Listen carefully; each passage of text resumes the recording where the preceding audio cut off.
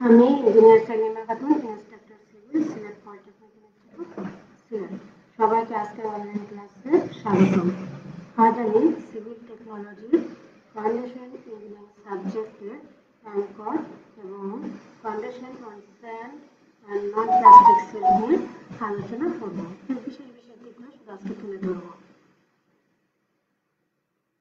প্রথমে আমি আলোচনা করি অ্যাঙ্কর নিয়ে। অ্যাঙ্কর শব্দের অর্থ কিন্তু নৌকা, অর্থাৎ জাহাজে যখন নোঙর ফেলা হয় তোমরা জানো সে মাটিকে শক্তভাবে আটকে রাখে যেন জাহাজটি সরে যেতে না পারে বা ঘাট থেকে চলে যেতে না পারে, তাই না? তাহলে অ্যাঙ্করও হলো ঠিক সেরকম একটা নোঙর বিশিষ্ট রড, যা কিনা আমাদের ভার্টিক্যাল যে স্ট্রাকচার বা ভিত্তি আমরা বলতে পারি সেটাকে যেন যথাস্থানে ধরে রাখতে পারে। এর জন্য টানযুক্ত যে কাঠামোটা ব্যবহার করা হয় তাকে অ্যাঙ্কর বলা হয়। শিপলাইন বলে আনুভূমিক টান বা অন্যান্য টান বলকে সহ্য করার জন্য যে কাঠামো ব্যবহার করা হয় তাকেই অ্যাঙ্কর বলা হয়। অ্যাঙ্কর কি করে? সাপোর্ট প্রদান করে, হরিজন্টাল মুভমেন্টকে সাপোর্ট প্রদান করে এবং খাড়া ওয়ালকে যথাস্থানে ধরে রাখতে সাহায্য করে।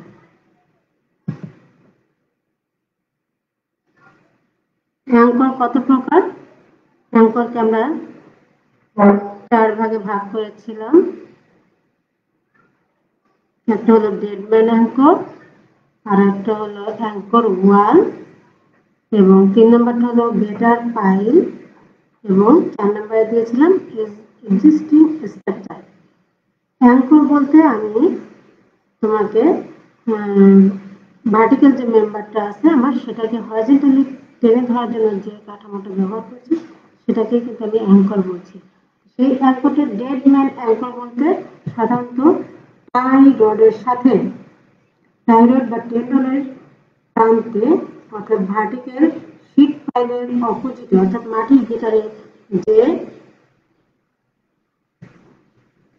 বিম আকৃতির যে অংশটা দেওয়া হয় তাকে ডেডম্যান অ্যাঙ্কর বলা হয়।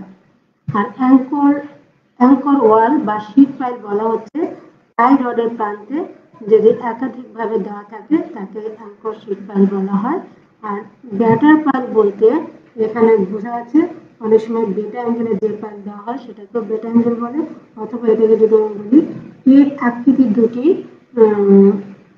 পাইল দেওয়া আছে ইনক্লাইন ভাবে, এটাকে আমি বেটা পাইল বলতে পারি, অথবা উল্টা ভি আকৃতির দুটি মেম্বার দেওয়া আছে বা টেন্ডন দেওয়া আছে তাকে কিন্তু আমি বেটা পাইল বলতে পারি। তবে এই ক্ষেত্রে লক্ষণীয় শীট পাইলের দিকে অর্থাৎ নিকটবর্তী যে পাইলটি থাকবে তাকে আমরা বলবো কম্প্রেসিভ পাইল, এবং যেটি বাইরের দিকে থাকবে তাকে আমরা বলবো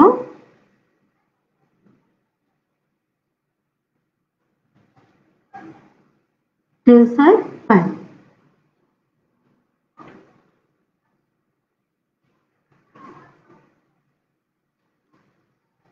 আর এক্সিস্টিং স্ট্রাকচার বলতে এই শীট পাইলকে বা ভার্টিক্যাল মেম্বারকে অন্য কোনো স্ট্রাকচার এর সাথে যদি আমি টাই রড দিয়ে সংযোগ করে দিই তখন তাকে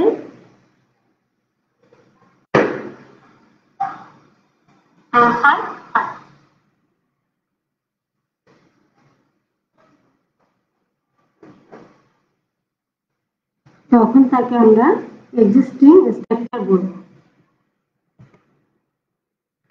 অ্যাঙ্করের অবস্থানটা কোথায় হবে? আমরা জানি যে কোনো ভার্টিক্যাল মেম্বার কেন দেওয়া হয়? পার্শ্ববর্তী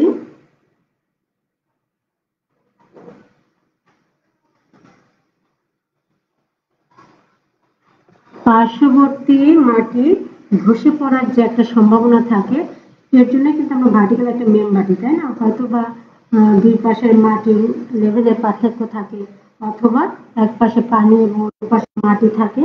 এই মাটিটাকে ধসে পড়া মাটির থেকে রক্ষা পাওয়ার জন্য কিন্তু আমরা ভার্টিক্যাল মেম্বারটা দিয়ে থাকি, তাই না? তাহলে ভার্টিক্যাল মেম্বার যে দিয়েছি এখানে কিন্তু তোমার একটা স্লাইডিং ওয়েজ হয়, অর্থাৎ ভার্টিক্যাল মেম্বারটি না থাকলেও বা থাকলে মাটিটা স্লাইড আকৃতিতে যে পড়ে যাবে অ্যাঙ্গুলার ট্রিপোজের মাধ্যমে সেই ওয়েজটা তৈরি হয় ভার্টিক্যাল মেম্বার সাথে। এই ত্রিভুজ আকৃতিটাকে বলা হয় স্লাইডিং ওয়েজ, এবং যে ওয়েজে এটা স্লাইড করবে এটাকে বলা হচ্ছে স্লাইডিং সারফেস। তাহলে এই স্লাইডিং সারফেসের মধ্যে যদি আমি অ্যাঙ্কর বসিয়ে থাকি তাহলে কিন্তু আমার কোনো টান বল হবে না, তাই না? এটা অটোমেটিক মাটির চাপে হয়তো পড়ে যেতেও পারে সম্ভব হলে। তাহলে আমাকে কি করতে হবে, স্লাইডিং ওয়েজের মধ্যে দেওয়া যাবে না। ব্যাটার পাইল আমি ব্যবহার করলাম, বেশিরভাগই থাকলো স্লাইডিং ওয়েজের মধ্যে, সেক্ষেত্রেও হবে না। আবার লক্ষ্য করি যদি কোনো দুর্বল মাটির মধ্যে আমরা স্থাপন করি যে এই টানটা বহন করতে পারবে না বা অদৃঢ় মাটির মধ্যে ব্যবহার করি তাহলে সেটা বসানো সঠিক হবে না, তাই না? তাহলে কোথায় বসানো সঠিক হবে? ডেডম্যান বা শিপ বা অ্যাঙ্করেজ কোথায় আমি বসাবো? এটা বসাবো হলো, আমরা এখানে একটা ছবিটা লক্ষ্য করি, আমার যে স্লাইডিং ওয়েজ আছে সেটা অপোজিটে সেম ভাবে একটি দাগ দেবো, ঢালু দাগ দেবো এবং এই আমার ভার্টিক্যাল মেম্বার থেকে ভূমির সাথে 5 ডিগ্রি অ্যাঙ্গেলে একটি রেখা টানবো। এই দুটি রেখা টানার ফলে এখানে যে এরিয়াটা হ্যাশের যে এরিয়াটা তৈরি হয়েছে এই হ্যাশের এরিয়ার মধ্যে যদি আমি ডেডম্যান বা অ্যাঙ্করের টানটা স্থাপন করি তাহলে কিন্তু আমার সম্পূর্ণ টান প্রতিরোধ করতে পারবে বা ভার্টিক্যাল মেম্বারটাকে সবচেয়ে ধরে রাখতে পারবে।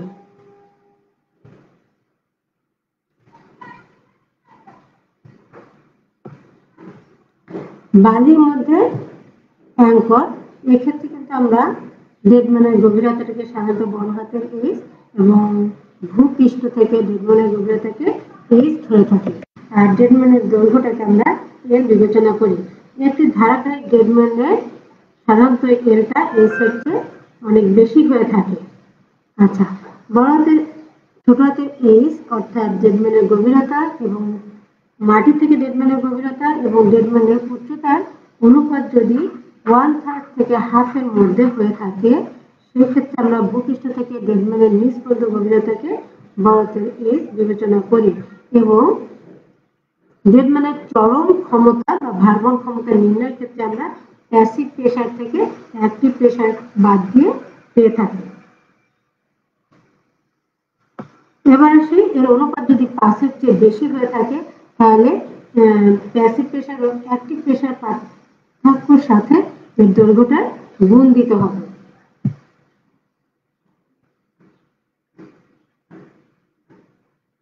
আচ্ছা, শর্ট ডেডম্যান বলা হয় সাধারণত L/S যখন 5 এর চেয়ে কম হয়ে থাকে। সেই ক্ষেত্রে আমরা আলটিমেট ব্যারিং ক্যাপাসিটি বের করব passive pressure minus active pressure into length এবং তার সাথে যোগ দিতে হবে একটি ফ্যাক্টর, সেটা হলো 1/3 of K naught gamma into passive coefficient root over minus active coefficient root দেব into H cube tan phi. এখানে কে নট হয়েছে স্থির অবস্থায় মাটির চাপের সহ যার মান আমরা 0.4 বিবেচনা করব এবং ফাই হচ্ছে অন্তঃস্থ ঘর্ষণ কোণ। যখন গভীরতা 2c বাই গামা হয় তখন ডেডম্যানের নিরাপদ ভারবহন ক্ষমতা নির্ণয় করতে গেলে তার ফ্যাক্টর অফ সেফটি দিয়ে ভাগ করতে হবে। তবে এই ক্ষেত্রে মনে করবে রাখবে সব ক্ষেত্রেই অ্যালাউবেল ক্যাপাসিটি বের করতে গেলে ফ্যাক্টর অফ সেফটি দিয়ে ভাগ দিতে হয় এবং যদি আমি বসানোর পরিমাণ নির্ণয় করতে চাই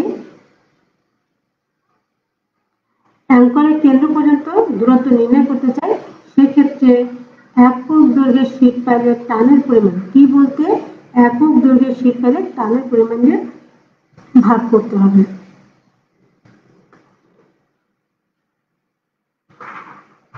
যে ডেডম্যানের গভীরতা অনেক বেশি অর্থাৎ ছোট হাতের এইচটা অনেক বড় ডেডম্যানের গভীরতা অর্থাৎ এইচ এর চেয়ে, সেক্ষেত্রে এটা নর্মাল ফুটিং এর ন্যায় বিবেচনা করা হয়। অ্যাঙ্করের সুবিধা কি? শীট পাইলের উপর সাপোর্ট প্রদান করে, হরিজন্টালি লোড সাধারণত টেনশন নেয়, বিম বা দেওয়ালের সাথে যুক্ত স্টিল পাইলটকে শক্তিশালী করে, মূল ভূমির নিচে মাটির পরোক্ষ চাপকে শক্তিশালী করে, মাটির বল প্রয়োগ আনুভূমিক সরণ প্রতিরোধ করে থাকে। এই ছিল আমার অ্যাঙ্কর সম্পর্কে আজকে সংক্ষিপ্ত আলোচনা। এবার আমরা যাব foundation on sand and non plastic soil. তাহলে প্রথমে আমি স্যান্ড এবং সিল সম্পর্কে আবারও ধারণা দিচ্ছি। স্যান্ড অর্থ বালি, সিল অর্থ পলি, তাই না? তাহলে আমি এখন বালিকে দেখাচ্ছি এবং এবার দেখতে পাচ্ছি এটি হলো সিল। তাহলে কম্পারেটিভলি লক্ষ্য করো যে সিলটি একটু কালো আকৃতির দেখাচ্ছে এবং বালিটি একটু লাল আকৃতির, লাল রঙের দেখা যাচ্ছে। বালির কণাগুলো কিন্তু সিল্কের কণার চেয়ে বড় এবং দুটির বৈশিষ্ট্য প্রায় একই রকম। এবার লক্ষ্য করো, বড়টি যদি বড় বৃত্তাকার বা গোলকাকৃতির, এটি যদি আমার স্যান্ড হয়ে থাকে, তাহলে এর মধ্যে বলতে গেলে প্রায় 10 ভাগের 1 ভাগ আছে, এটিকে আমরা বলবো সিল্ক।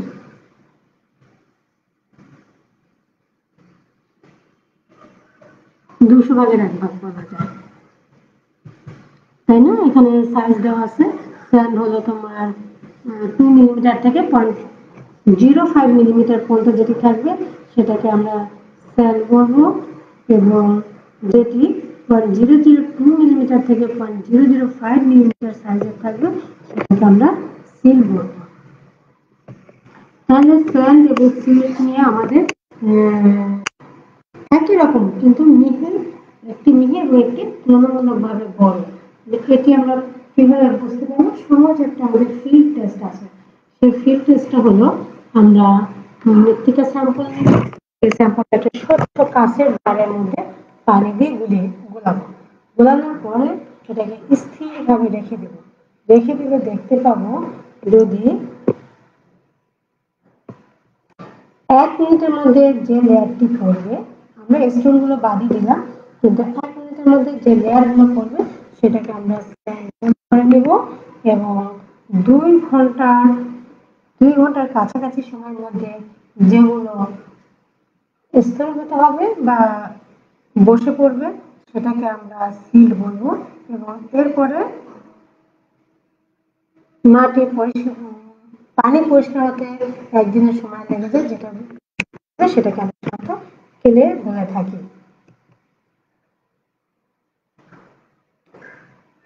তাহলে এখানে আমরা দেখতে পাচ্ছি স্যান্ডের দানাগুলো বড়।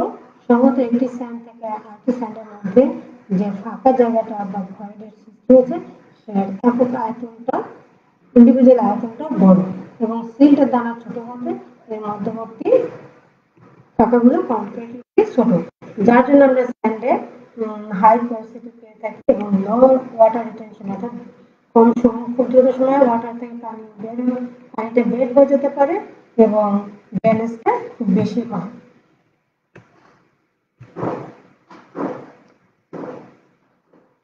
স্যান্ড এবং সিলের বৈশিষ্ট্য হলো অনন্য সংশক্তিহীন পলি চিকন বালির মধ্যে বৈশিষ্ট্য কাজ করে।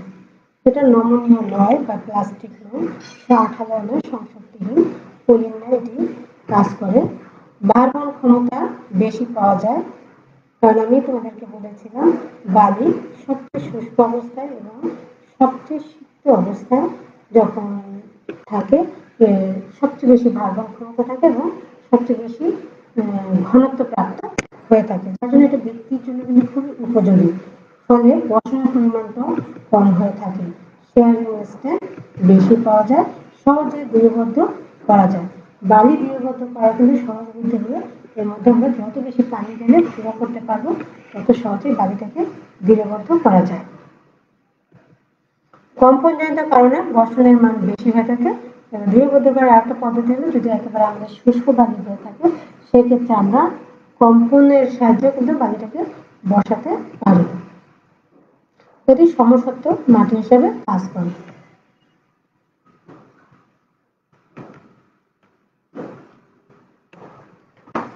বালি ও পলি কোথায় ব্যবহার করা হয়? আমি বলেছি যে এটি ভিত্তির জন্য খুবই উপযোগী, বাঁধ নির্মাণ পদার্থ হিসাবে সুবিধাজনক, নির্মাণকারক পদার্থ, অর্থাৎ আমি যদি মাটির সাথে সহযোগে অথবা দুই পাশে বাঁধের দুই পাশে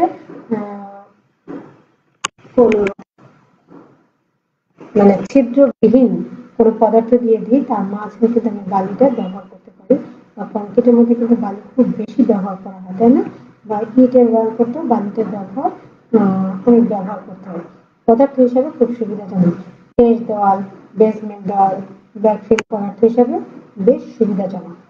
তবে মনে রাখতে হবে যে এগুলোর মধ্যে কোনো প্রকার ছিদ্র বা হোল থাকতে পারে না, যার মধ্যে থেকে বালি ধুয়ে যেতে পারে। মাটির বাঁধ নির্মাণের পদার্থ হিসেবে ব্যবহার করা যায় না।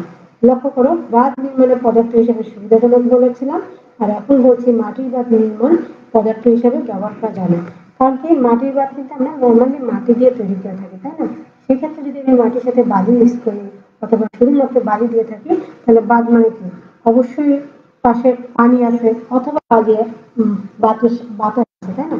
পানি থাকলে পানির স্রোতে বা পানির উঁচু নিচু লেভেল হওয়ার কারণে পানির সাথে পানিতে ধুয়ে যেতে পারে। আর যদি বাতাস থেকে থাকে এবং সে বাতাসের প্রভাব বেশি হয়, সেক্ষেত্রে কিন্তু বালিটা বাতাসের সাথে উড়ে যেতে পারে। তাই বলা হয়েছে মাটির বাঁধ নির্মাণ পদার্থ হিসাবে এটা ব্যবহার করা যাবে না। এবার ফুটিং স্যান্ডেল যখন আমরা ফুটিংটা স্থাপন করবো, সেই ডিজাইনের ক্ষেত্রে কিছু নীতিমালা আমাকে মেনে চলতে হবে।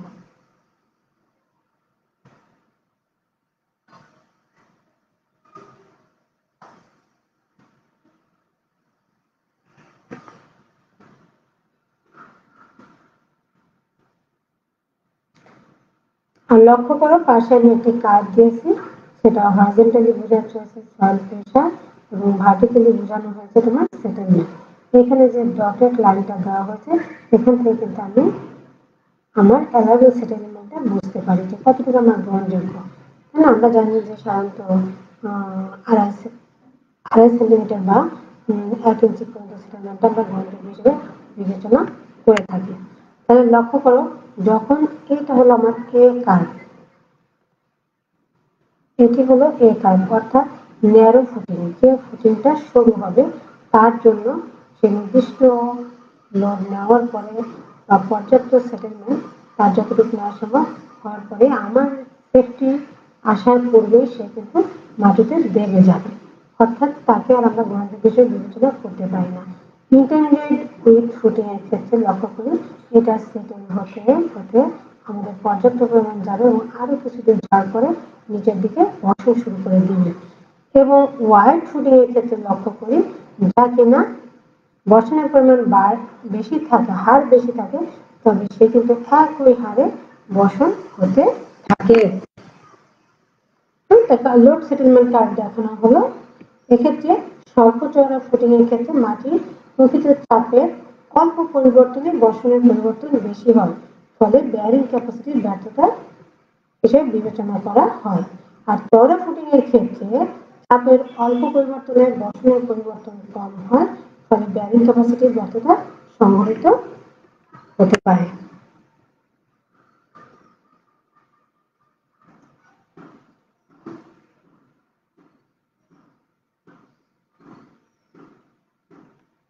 আচ্ছা, এবার আসি আমরা বেয়ারিং ক্যাপাসিটি অফ স্যান্ড।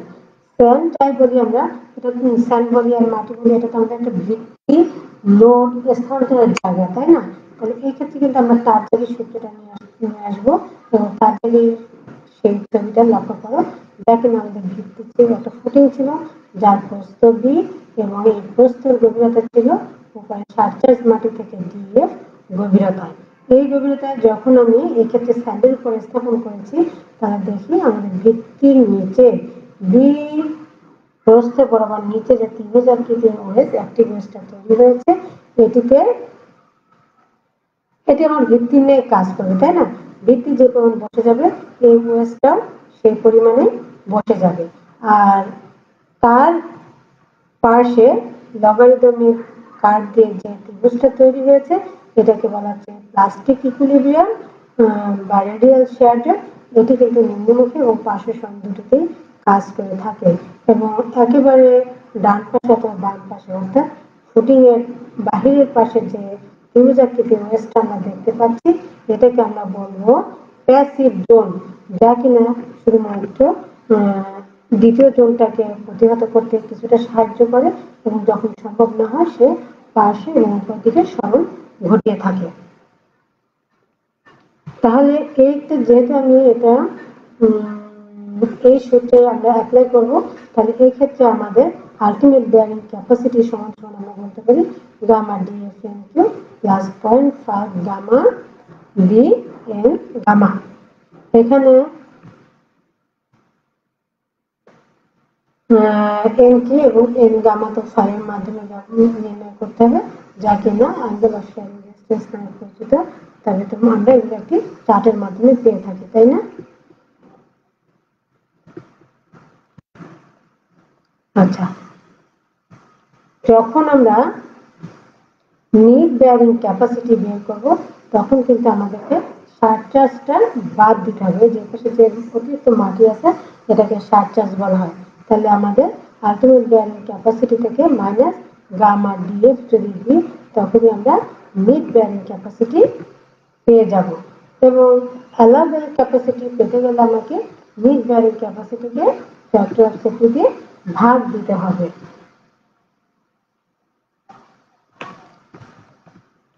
বালি মাটির ভাঙন ক্ষমতা 4টি বিষয়ের উপর নির্ভর করে।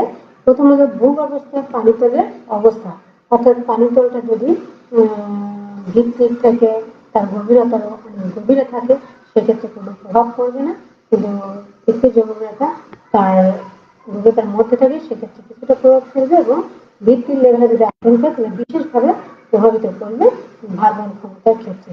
আপেক্ষিক ঘনত্ব, ফুটিং এর চওড়া এবং ফুটিং এর চারপাশে সারচার্জের গভীরতা।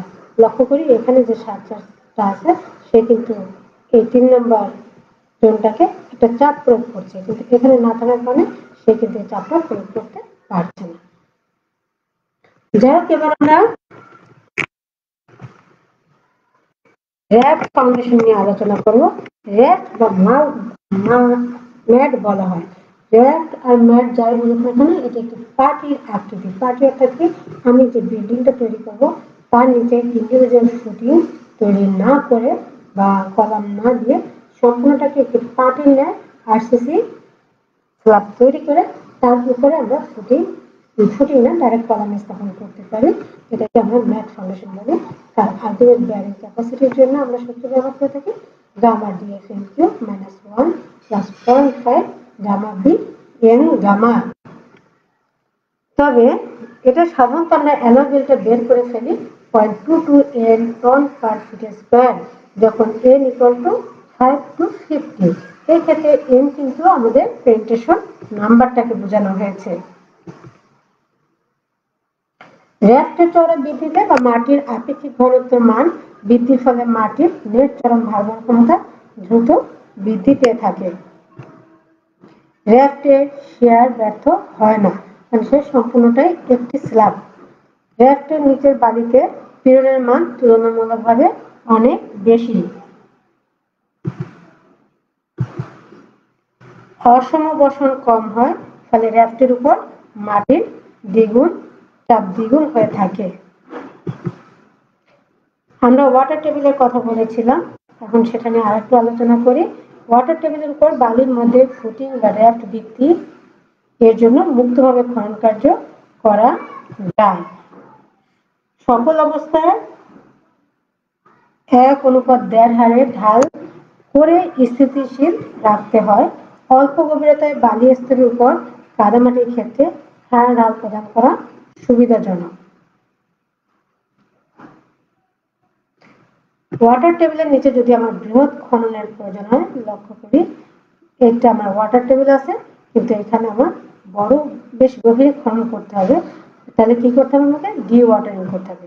ডি ওয়াটারিং এর পদ্ধতিটা হলো কি, আমি প্রথমে একটি কূপ বা সাম্প তৈরি করে নিই, এখান থেকে পাম্পের মাধ্যমে পানিটাকে বাহিরে ফেলে দিই, তাহলে পানিটা কিছু নিচে নেমে আসবে। সেক্ষেত্রে আবার খনন করি, খনন করে দ্বিতীয় লেয়ারে আবার যখন আমি পানি পাচ্ছি আবার খনন করি, সাম্প খনন করে সেখান থেকে পানি ড্রেনেজ করি এবং মাটি খনন করতে থাকি।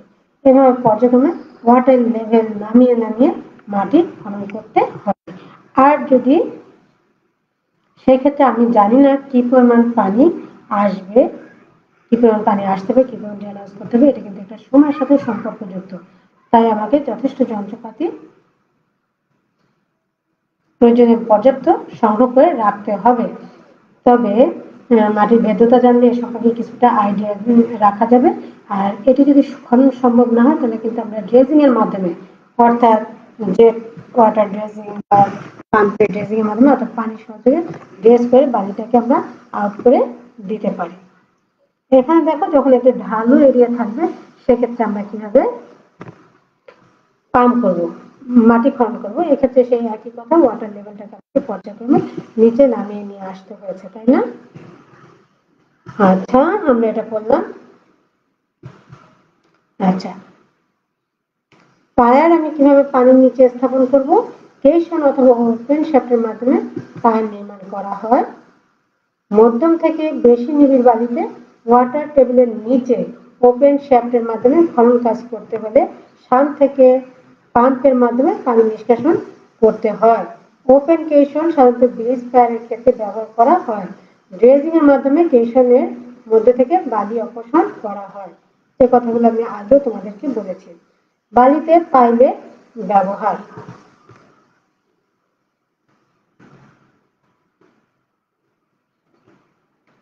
বালিতে আমরা সরাসরি পাইল স্থাপন করতে পারি, কিন্তু যদি আলগা বালি হয় ভারবহন ক্ষমতা বৃদ্ধির জন্য একটু বসিয়ে দিতে হবে এবং স্তর হতে পারে সম্ভাবনা থাকলে তার বেশি গভীরে পাইল স্থানান্তর করতে হবে।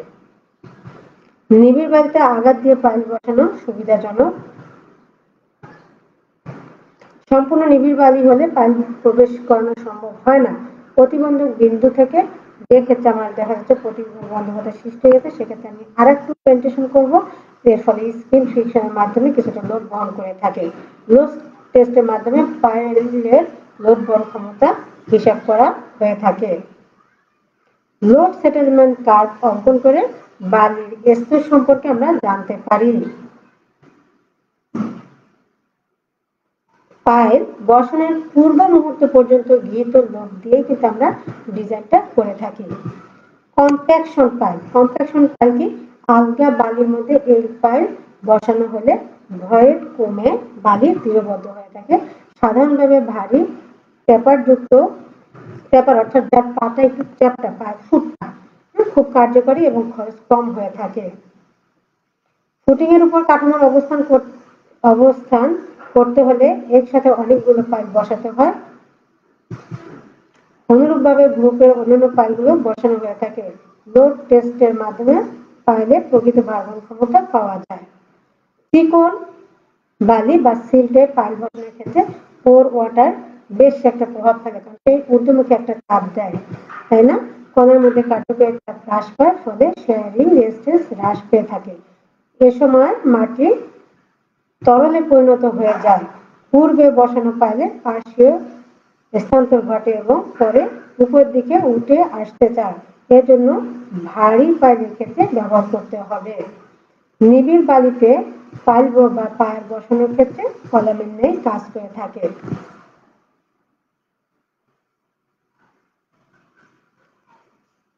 পায়ার খুব নরম এবং সংকোচনশীল এবং হলে স্তর দ্বারা মাটি ক্ষয় হওয়ার সম্ভাবনা থাকলে আমরা পায়ার স্থাপন করি। পাইল অনুপ্রবেশনে বাধা দানকারী বৃহদাকার বোল্ডার বিশিষ্ট মাটির ক্ষেত্রে খরচ এবং নির্মাণ পদ্ধতির উপর নির্ভর করে পাইলের পরিবর্তে পায়ার নির্মাণ করা হয়ে থাকে। ডিল পায়ারের চরম ভারবহন ক্ষমতার ক্ষেত্রে আমরা কিউপি প্লাস এপি, অর্থাৎ তার ট্রিপের লোড বহন ক্ষমতা এবং ফ্রিকশনের লোড বহন ক্ষমতা দুটি বিবেচনা করে থাকি।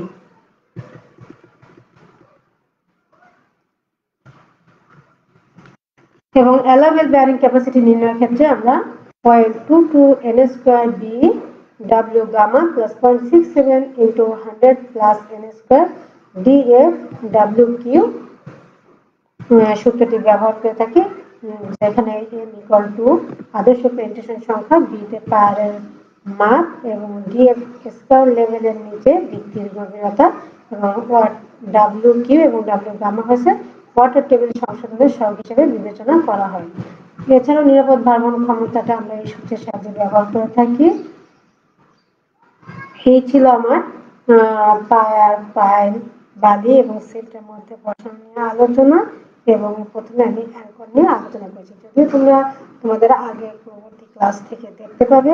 আজকে সংক্ষিপ্ত আকারে এটিকে আবার পুনরায় আলোচনা করলাম। তোমরা বেশি বেশি করে পড়বে এবং যে বইগুলোর নাম দেওয়া আছে এগুলো ভালো করে দেখবে, নিশ্চয়ই তোমরা ভালোভাবে বুঝতে পারবে। তাহলে আমাদের ক্লাস আজকে এখানেই শেষ। এটিকে দেখতে ভিজিট করবে এবং আমরা সকলে শিষ্টাচার মেনে চলবো ও নিরাপদ থাকবো। গুড বাই এবং থ্যাংক ইউ।